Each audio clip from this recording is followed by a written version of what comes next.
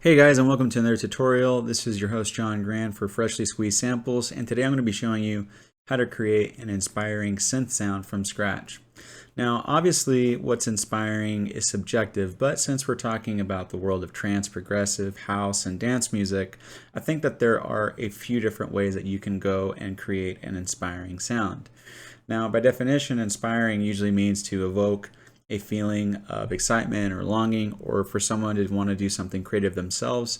And I think that if you're a producer or a sound designer, whenever you hear a track that you're just amazed with and that you fall in love with, you're inspired by that specific sound. And so I think one of the keys in terms of sound design for creating inspiring sounds to inspire others is to really try to create your own sounds from scratch. That's number one. And then I think number two is to really try and go beyond making presets that are typical or that sound too much like other people. So trying to figure out what your craft is and what types of sounds you like is, I think, the most important part for creating inspiring sounds. So hopefully this video will show you a few different ways that you can do that. Now, I've already loaded in a MIDI pattern from our good friend Dave Parkinson's, and this is from his pack called Dave Parkinson Progressive House, which is a really great pack, and I love using this for these types of videos and even for my own personal productions. I love just being able to source these MIDIs and repurpose them and switch them around and just do all kinds of fun stuff with them. So let's go ahead and get started. What I'm going to do is I'm going to load a filter. And you know what? Since in the spirit of this video, instead of just going for the normal filter that I always use, which is the MG low, I'm going to come down here to this MISC section, and I'm going to try the French low pass filter or maybe the German low pass filter. From my understanding, these two low pass filters have different sounds, and we're going to experiment with both of them just to kind of see what kinds of what sort of tones we can get out of them, right? So first things first, let's go ahead and play the MIDI back and see what it sounds like.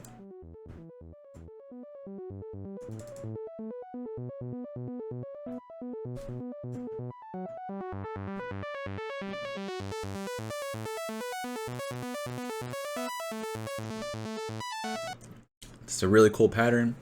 I really dig it a lot. Envelope 1 I'm going to leave as is. I want to have the sustain all the way up, the decay right there. And what we're really going to be playing with is envelope 2. So I'm going to drag this over here, and we're going to start turning this decay down.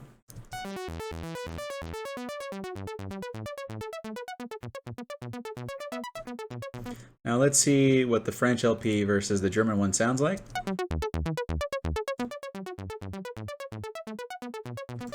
Now one of the first things I notice is the French LP has this little thing right here called the BOEUF.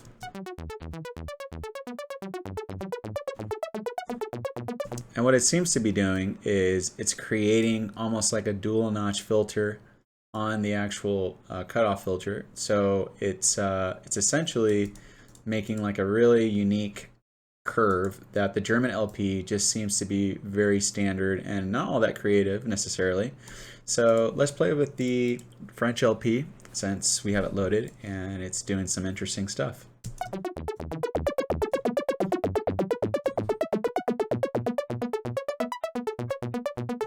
Probably leave it around there, and we're already getting a sound that's very different from, let's say, this.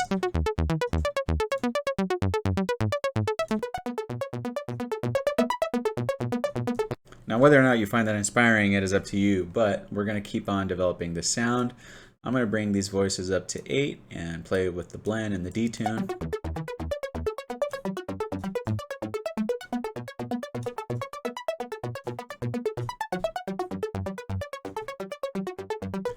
So far this sound already has like a very chaotic and hectic kind of vibe, which I think is cool. I'm going to play with the release a little bit on these notes.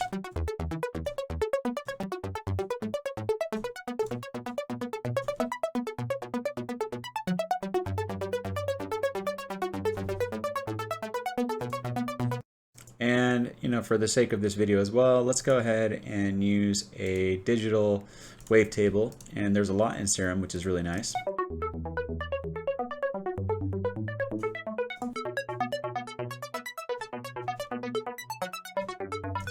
So far I'm digging this one. And what I'm going to do is I'm going to drag an LFO to the wavetable. And what this LFO is going to do is it's going to sweep like this. And let's go ahead and see what that looks like.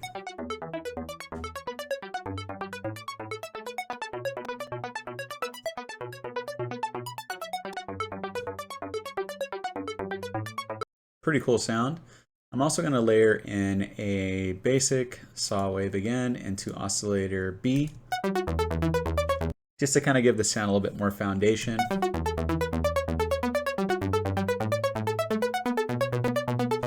And I think I'm also going to add the noise oscillator in to kind of give this a little bit of white noise. I'm going to actually drag a mod filter, or not a mod, but a macro over here. And this will let me control the noise from the macro knob right here.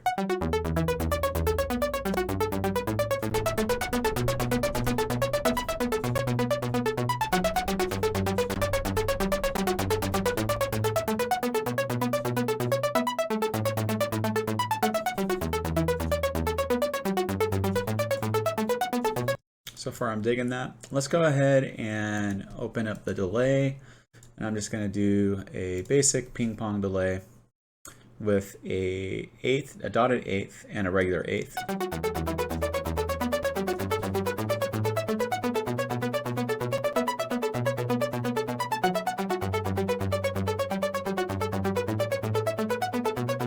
And then I'm going to add a little bit of reverb.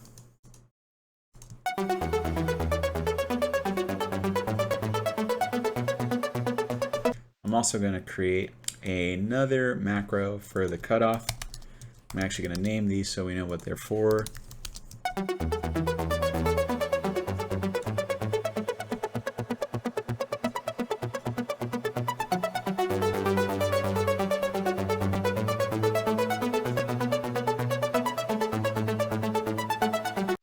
Sounding pretty decent. Let's go ahead and use another LFO for the fine tune.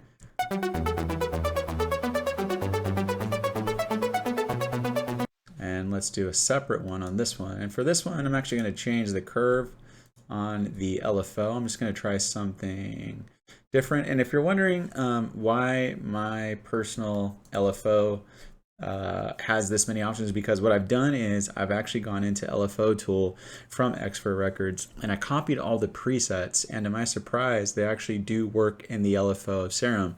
Not all of them, but most of them work pretty well. And so yeah, that's what I've done. I've just basically dragged and loaded a bunch of those LFO tool LFOs, and I've placed them within the Serum LFO folder.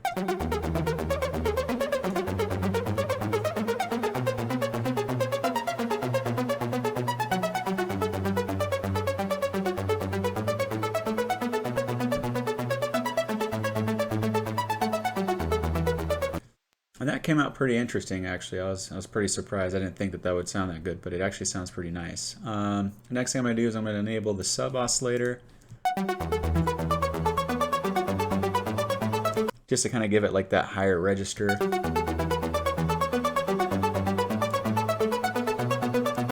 Next thing we're going to do is play with the hyperdimension. This is a really cool tool. I like starting off just with 0 and then just kind of bringing it up a little bit and just kind of seeing what it sounds like.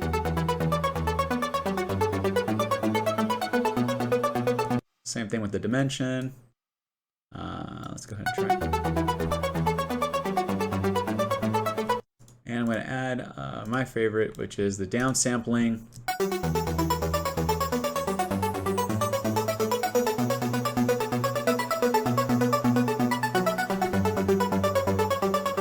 Add a little bit of EQing.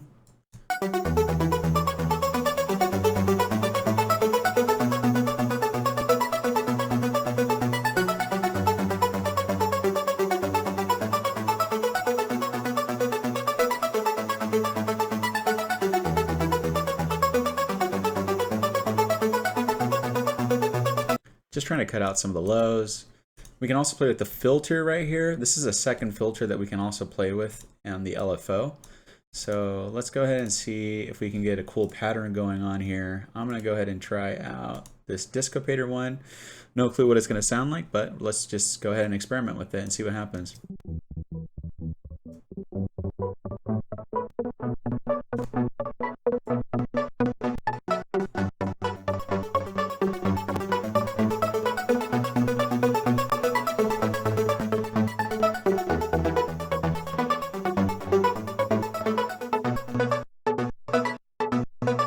So that's what it sounds like when it's all the way in mix, but I don't want it to be that, you know, that tight. I kind of want it to be a little softer. So let's play with these guys a little bit. And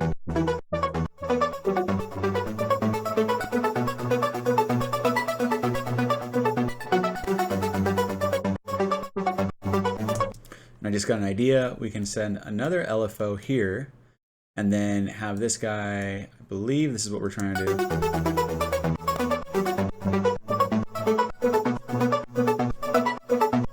But I don't want it to sound like it's side chaining. I kind of want it to do something a little different.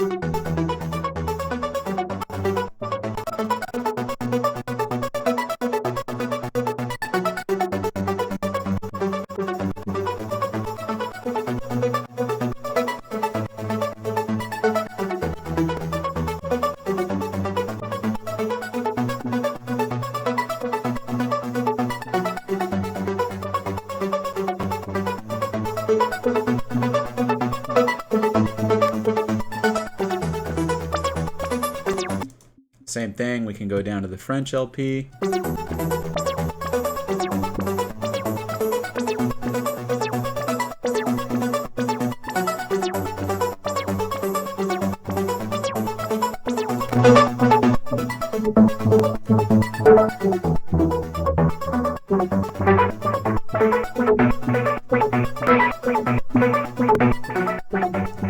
That's getting a little too crazy for my taste, but it just shows you that, you know, if you were to play around with it a little bit, you can get some real interesting sounds.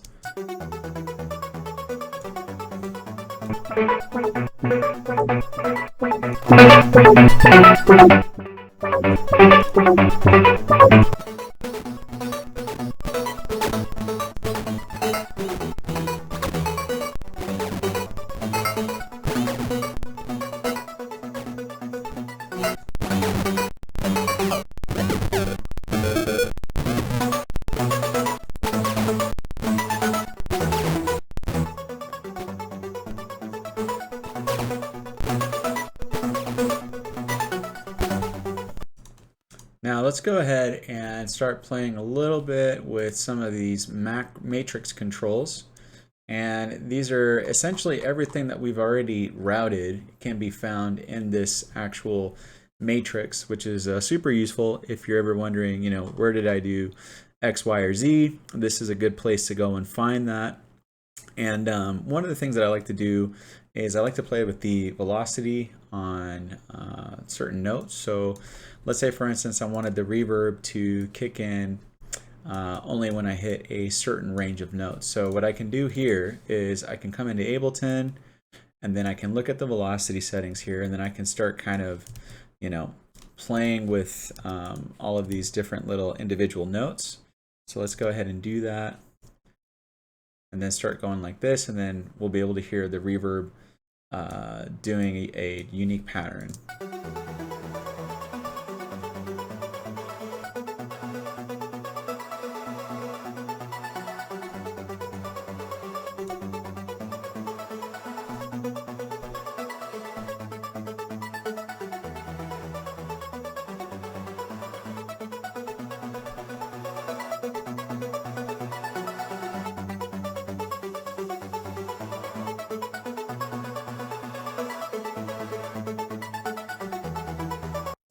We can go into the matrix and find that specifically where it's at. We can also invert that if we wanted to.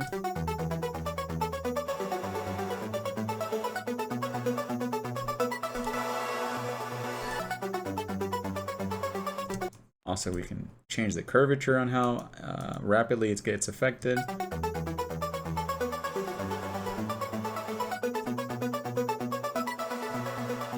You can do that with all of these different things here too.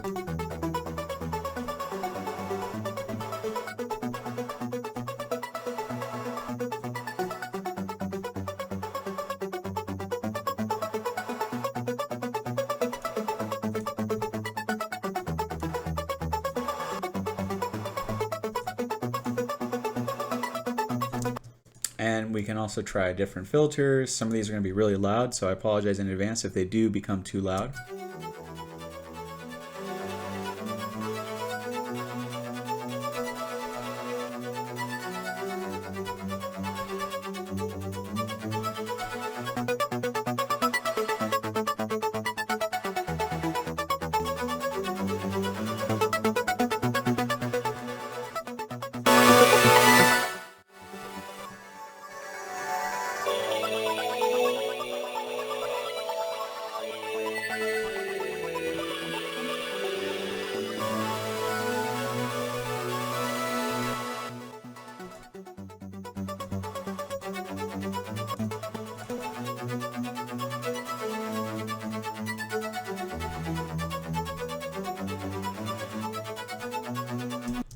And there you have it. Whether or not you find that sound inspiring or not is really up to you, but hopefully this video has given you some tools to show you just the different ways that you can approach creating sounds in Serum from scratch and creating something that is your own signature sound. Now, I don't know if I've ever heard a sound like this ever. It might be reminiscent of someone else's track, I don't know, but personally I haven't heard one. So I mean, in a way, it's exciting to know that I've created something that I personally haven't ever heard before, and that I could even see myself using, whether it's like on a drop or maybe on a breakdown of a song, or maybe as like an arpeggio for the intro to my track, whatever. But the thing is that you know, being able to create something in a relatively short amount of time that I find inspiring, and I hope you do as well. Well guys, that's it. Thank you so much for watching the video. Don't forget to like and subscribe, and I'll talk to you again.